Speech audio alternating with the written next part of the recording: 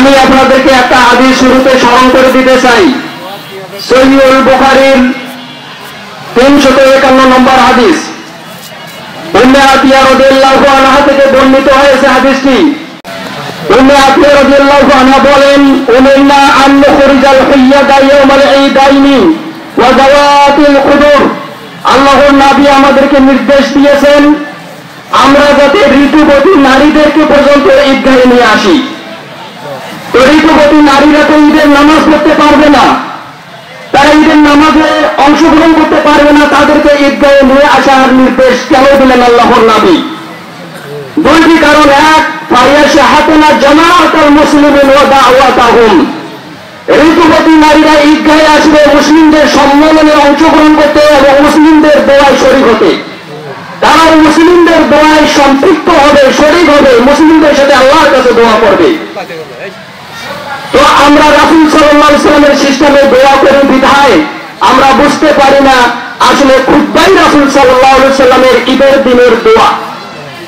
আর বেদাতীরা নিজ তরিকায় দোয়া করে বিধায় আমরা তাদের এটাকে দোয়া মনে করি, কারণ তারা এটা আমাদেরকে বুঝিয়েছে হাত তুলে মনোযোগ করাটাই হলো দোয়া। ঋতুবতী নারীরা আসলে দোয়ার জন্য, তারা অসুস্থ আর আমরা সুস্থ দোয়া না করে চলে যাব। ইনশাআল্লাহ এই খুতবায় আমরা সকলে মিলে দোয়া করব রাসূল সাল্লাল্লাহু আলাইহি ওয়াসাল্লামের সিস্টেমে এবং দোয়া শেষ হওয়ার পরে উঠে যাব। মাত্র কয়েক মিনিট আপনাদের কাছ থেকে আমি সময় চেয়ে নিচ্ছি, হালকা কয়েক মিনিটের মধ্যে খুতবা শেষ করব। শুধুমাত্র একটি বিষয় আপনাদের নলেজে, আপনাদের মস্তিষ্কে, আপনাদের আকলে আমি ফেলে দেব।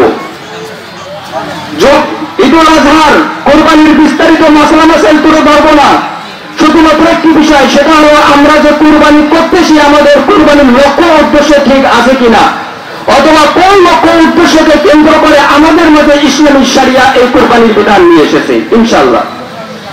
ইন্নাল হামদালিল্লাহ নাহমাদুহু ওয়া নাস্তাঈনুহু ওয়া নাস্তাগফিরুহু ওয়া নাউযু বিল্লাহি মিন শুরুরি আনফুসিনা ওয়া মিন সাইয়্যাতি আ'মালিনা মান ইয়াহদিহিল্লাহু ফালা মুদিল্লা লাহু ওয়া মান ইউদ্লিল ফালা হাদিয়া। أشهد أن لا إله إلا الله وحده لا شريك له وأشهد أن محمدا عبده ورسوله يا أيها الذين آمنوا اتقوا الله حق تقاته ولا تموتن إلا وأنتم مسلمون يا أيها الناس اتقوا ربكم الذي خلقكم من نفس واحدة وخلق منها زوجها وبث منهما رجالا كثيرا ونساء واتقوا الله الذي تساءلون به والأرحام إن الله كان عليكم رقيبا يا أيها الذين آمنوا اتقوا الله وقولوا قولا سديدا يصلح لكم أعمالكم ويغفر لكم ذنوبكم من يطع الله ورسوله فقد فاز فوزا عظيما رب اشرح لي صدري ويسر لي أمري واحلل عقدة من لساني يفقهوا قولي। প্রিয় উপস্থিতি, আল্লাহ আযজা ওয়া জাল্লা কুরবানির লক্ষ্য উদ্দেশ্য সম্পর্কে কুরআনুল কারীমের 22 নম্বর সূরা সূরা হাজের 37 নম্বর আয়াতের মধ্যে বলেছেন, লা ইয়ানালাল্লাহু লুহুমুহা ওয়ালা দিমাউহা ওয়ালাকিন ইয়ানালুহুত তাকওয়া মিনকুম। তোমরা যে পশু জবাই করো, পশু জবাইয়ের মাধ্যমে কুরবানি করো, কুরবানির এই রক্ত ও মাংস আল্লাহর দরবারে পৌঁছায় না, আল্লাহর দরবারে পৌঁছায় তোমাদের তাকওয়া। তো আল্লাহ রাব্বুল আলামিনের কুরবানির গোশতের প্রয়োজন নেই, পশুর রক্তের প্রয়োজন নেই, এই পশুর কোনো কিছুরই প্রয়োজন হয় না। তো আল্লাহ পশু জবাইয়ের মাধ্যমে আমাদেরকে তাকওয়া অর্জন করার, তাকওয়া হাসিল করার, তাকওয়ার মালিক হওয়ার, পরিষ্কার হওয়ার, মুত্তাকি হওয়ার, আল্লাহ হওয়ার নির্দেশ দিয়েছেন। আর যারা তাকওয়া অর্জন করে তাদেরকে বলা হয় মুত্তাকি। মুত্তাকি যারা আল্লাহ রাব্বুল আলামিন কারো কুরবানি কবুল করবেন না। কুরবানির প্রধান বিভিন্ন উদ্দেশ্যের মধ্যে একটি হলো তাকওয়া হাসিল করা। সূরা মাইদার 27 নম্বর আয়াতে আল্লাহ আযজা ওয়া জাল্লা বলেন, ইয কররাবা কুরবানান ফাতুকুব্বিলা মিন আহাদিহিমা ওয়া লাম ইউতাকাব্বাল মিনাল আখার। আল্লাহ নবীকে নির্দেশ দিয়ে বলেন, নবী আপনার উম্মতকে, আপনার জাতিকে আদম আলাইহিস সালামের প্রথম দুই সন্তান হাবিল ও কাবিলের সংবাদ জানিয়ে দিন। এই হাবিল ও কাবিল দুইজনে কুরবানি করেছিল, আল্লাহ একজনের কুরবানি কবুল করেছেন আর একজনের কুরবানি কবুল করেননি। যার কুরবানি কবুল করা হয়নি কাবিল, সে তার বড় ভাই হাবিলকে বলেছে লা আকুতুল্লান্নাকা, আমি তোমাকে হত্যা করব। হাবিল স্পষ্টভাবে বলেছিলেন ইন্নামা ইয়াতাকাব্বালুল্লাহু মিনাল মুত্তাকিন, আল্লাহ মুত্তাকিনদের কুরবানি কবুল করে। আল্লাহ আমার তাকওয়া গ্রহণ করেছেন, আমি তাকওয়া লালন পালন করেছি, তাকওয়ার প্রতি আমি গুরুত্ব দিয়েছি, তাই আল্লাহ আমার কুরবানি কবুল করেছেন। তাহলে তাকওয়া না অর্জন না করা পর্যন্ত, মুত্তাকি না হওয়া পর্যন্ত কোন ব্যক্তির কুরবানি কবুল করা হবে না। তাকওয়া কি জিনিস, মুত্তাকি কাকে বলে?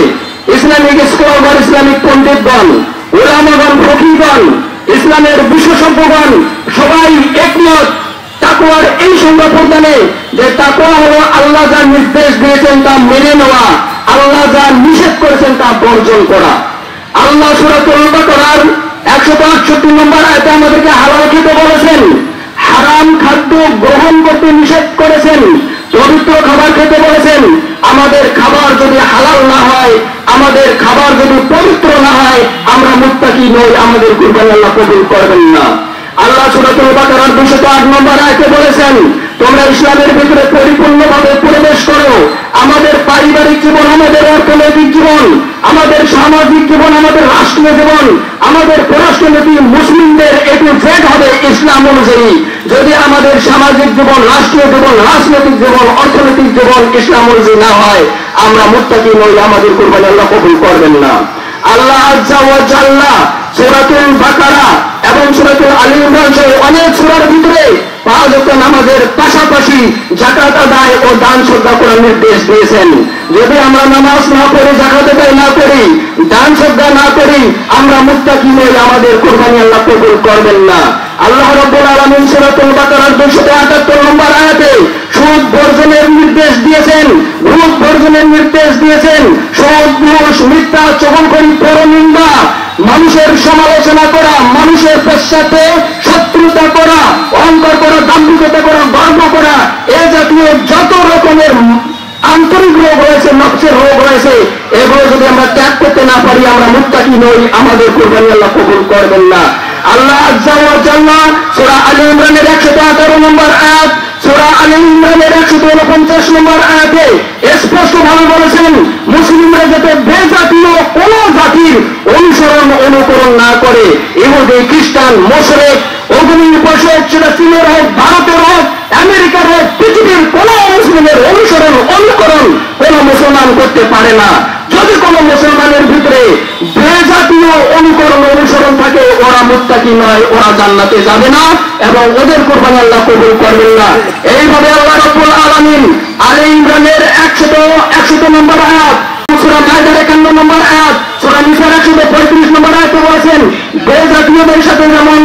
বেজাতীয়দের যেমন অনুকরণ করা যাবে না, অনুসরণ করা যাবে না, তেমনি বেজাতীয়দের সাথে, ইহুদি, খ্রিস্টান, কাফেরদের সাথে, মুমিন ব্যতীত অন্য কারোর সাথে, কোন কাফেরের সাথে, কোন মুশরিকের সাথে মুসলমানরা বন্ধুত্ব করতে পারে না। ব্যক্তিগতভাবে হোক আর রাষ্ট্রীয়ভাবে হোক বন্ধুত্ব হতে পারে না। যদি কেউ বন্ধুত্ব করে, তাহলে জাতীয়ভাবে বন্ধুত্ব করলে এই জাতি আল্লাহর কাছে মুত্তাকি বলে পরিগণিত হবে না, তাদের কুরবানি কবুল হবে না। ব্যক্তিগতভাবে কেউ তাদের সাথে বন্ধুত্ব করলে তাদের কুরবানি কবুল হবে না। এইভাবে আল্লাহ নবীর উপদেশ দিয়েছেন, মানুষের সম্পদ অবৈধভাবে না খাওয়ার উপদেশ দিয়েছেন। এইভাবে আল্লাহ ইমানের ভিত্তিতে নেতা নির্বাচন করে সেই নেতাকে নিঃশর্তভাবে মানার নির্দেশ দিয়েছেন। আমরা যদি আল্লাহর এই নির্দেশগুলো পালন না করে আমরা মুত্তাকি নই, আমাদের কুরবানি কবুল হবে না। পরিশেষে আমি বলতে চাই, আল্লাহ রাব্বুল আলামিন সূরা নিসার 135 নম্বর আয়াতে বলেছেন, তুমি সত্য কথা বলো, সত্যের পক্ষ অবলম্বন করো, সত্য সাক্ষ্য প্রদান করো। এটা যদি তোমার জীবনের হুমকি হয়, তোমার বাবা মাকে ফাঁসির মঞ্চে চুক্ত করতে হয়, তোমার আত্মীয় স্বজন ক্ষতিগ্রস্ত হয়, তোমার বন্ধু, তোমার আত্মীয় স্বজন, তোমার সহকাঙ্ক্ষী, তোমার হিতাকাঙ্ক্ষীরা তোমার শত্রুতে পরিণত হয়, তারপরে সত্যের পক্ষে থাকো। যদি আমরা সত্য কথা না বলি, সত্য সাক্ষ্য না দিই, মিথ্যা সাক্ষ্য প্রদান করি, আমরা মুত্তাকি নই, আমাদের কুরবানি আল্লাহ কবুল করবেন না। অতএব কুরবানি যাতে আল্লাহ কবুল করে, এই জন্য আল্লাহ রাব্বুল আলামিন তাকওয়া অর্জনের নির্দেশ দিয়েছেন, আর তাকওয়া অর্জনের জন্যই আল্লাহ রাব্বুল আলামিন কুরবানির বিধান আমাদেরকে দিয়েছেন। সংক্ষেপে আর একটি লক্ষ্য উদ্দেশ্যের কথা বলি। কোরবানি আর একটা শিক্ষা আমাদেরকে দেয়, আর একটা লক্ষ্য উদ্দেশ্য নিয়ে আমাদের সামনে এসেছে, সেটা হলো আল্লাহর বিধানের কাছে নিজেকে নিঃশর্তভাবে নিঃসংকোচে কোন ধরনের অজুহাত ছাড়া, কোন ধরনের দ্বিধা ছাড়া আত্মসমর্পণ করতে হবে। আমরা এই শিক্ষা কুরবানির মাধ্যমে পেয়েছি।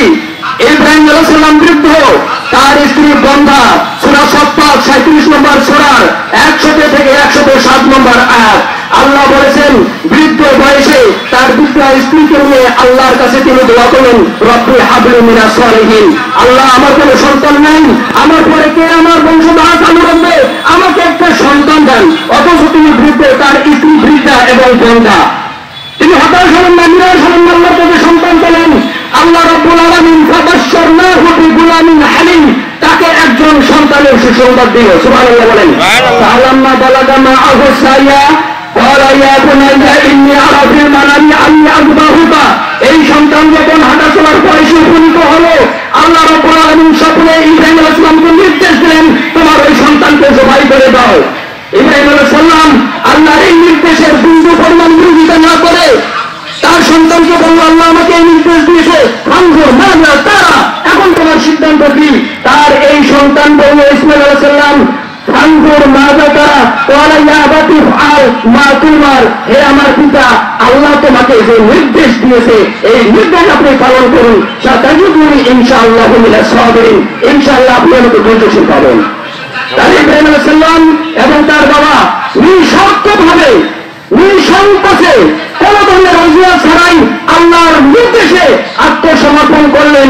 আল্লাহ রাব্বুল আলামিন বললেন, ইব্রাহিম সাদ্দাকতা রুইয়া, তুমি তোমার স্বপ্নকে আল্লাহর নির্দেশকে বাস্তবায়ন করেছে, তোমাকে আর কুরবানি জবাই করতে হবে না। ওয়াফাদাইনাহু বিযিবহিন আযীম, আমি তোমাকে জান্নাত থেকে একটু দুম্বা পাঠিয়ে দিলাম, এই দুম্বা জবাই করো, আর এই দুম্বার মাধ্যমে তোমার উন্নতের কাছে, তোমার জাতির কাছে, তোমার সন্তানের কাছে এই বিধানটা আমি জারি রাখবো। তাহলে কুরবানি আমাদেরকে দুটি শিক্ষা দেয়, এক তাকে অর্জন করা শিখায়, দুই আমাদেরকে এই কুরবানি আল্লাহর বিধানের কাছে আত্মসমর্পণ করা শিখায়। কিভাবে কুরবানির মাধ্যমে তাকে অর্জন করবো? অনেক কথা আমি বলার সময় পাবো না, আর বলবো না, আপনাদেরকে কষ্ট দেবো না। শুধু এতটুকুই বলি, আমাদের কুরবানি যাতে আল্লাহ কবুল করে নেয়, আল্লাহর আদেশ ও নিষেধ যতটুকু আমরা লঙ্ঘন করেছি, কুরবানি দেওয়ার আগেই খালেসভাবে বিশুদ্ধভাবে তওবা করে এই পশুর গলায় ছুরি চালিয়ে দেব। ইনশাআল্লাহ আমাদের এই খালেস তওবার মাধ্যমে আমাদের কুরবানি আল্লাহ আজ্জা ওয়া জাল্লার কাছে পৌঁছাবে। আল্লাহ রাব্বুল আলামিন আমাদের কুরবানিগুলো কবুল করলে আমিন। আল্লাহ আজ্জা ওয়া জাল্লা আজকের সালাত ও খুতবা কবুল করলে আমিন। সম্মানিত উপস্থিতি আমাদের কাছে অনেকে দোয়া চেয়েছেন, কেউ অসুস্থ, আল্লাহ রাব্বুল আলামিন আমাদের মাঝখান থেকে যারা অসুস্থ তাদেরকে পরিপূর্ণ সেবা করে দান করো, আর আমাদের পরিবারের মধ্যে যারা অসুস্থ তাদেরকে সুস্থতা দান করো। আমরা যারা যে সমস্যায় আছি, আসমানি অথবা জমিনি সমস্ত সমস্যা থেকে আল্লাহ আজ্জা ওয়া জাল্লা আমাদেরকে পরিত্রাণ দান করো। আমাদের মাঝখান থেকে যারা চলে গিয়েছে, আল্লাহ রাব্বুল আলামিন তাদের কবরকে লোকে জান্নাতের বাড়িতে পরিণত করুক আমিন। বিশেষ করে এই মাঠের সাবেক ইমাম অনেক ত্যাগ প্রতিষ্ঠার মাধ্যমে যিনি সুন্নাহ ভিত্তিক একটি ঈদগাহ প্রতিষ্ঠা করছেন এবং নারীদেরকে এখানে নিয়ে এসেছেন, রাসূল সাল্লাল্লাহু আলাইহি ওয়াসাল্লামের সুন্নাহ ভিত্তিতে মাওলানা ওবায়দুল্লাহ খান সালাফি, আল্লাহ রাব্বুল আলামিন তার নেক আমলগুলো কবুল করে নিক এবং তার কবরটাকে জান্নাতের বাগিচায় পরিণত করুক। যদিও আমরা আমাদের জানানোর সামনে পিছনে ঈদগাহকে কেন্দ্র করে অনেক বেদাত দেখি, কিন্তু এই বেদাতগুলো পূর্বে, এই বেদাতগুলোর বিরুদ্ধে আমাদেরকে সচ্চার ভূমিকা রাখতে হবে। ঈদগাহে ঈদের সালাতের পূর্বে খুতবা হবে না। যারা ঈদের সালাতের পূর্বে খুতবা দিয়ে আশেপাশের লোকদের বিঘ্নতা সৃষ্টি করে, বিশৃঙ্খল পরিবেশ তৈরি করে, মানুষকে কষ্ট দেয়, এই সমস্ত জানেন বেদাতি সম্প্রদায়কে আল্লাহ সভাপতি দান করুন। আমরা এখানে নারীদেরকে নিয়ে এসেছি রাসূল সাল্লাল্লাহু আলাইহি ওয়াসাল্লাম সুন্নাহ ভিত্তিক, অনেকে নারীদের নামাজের ব্যবস্থা মসজিদে করেছে পৃথকভাবে, এটা নব্য জাহিলিয়াত ছাড়া কিছু নয়। ঈদগাহে মেম্বার নিয়ে আসা নব্য জাহিলিয়াত ছাড়া কিছু নয়। আল্লাহ রাব্বুল আলামিন এই সমস্ত বেদাত থেকে আমাদের সমাজকে পবিত্র করুন আমিন।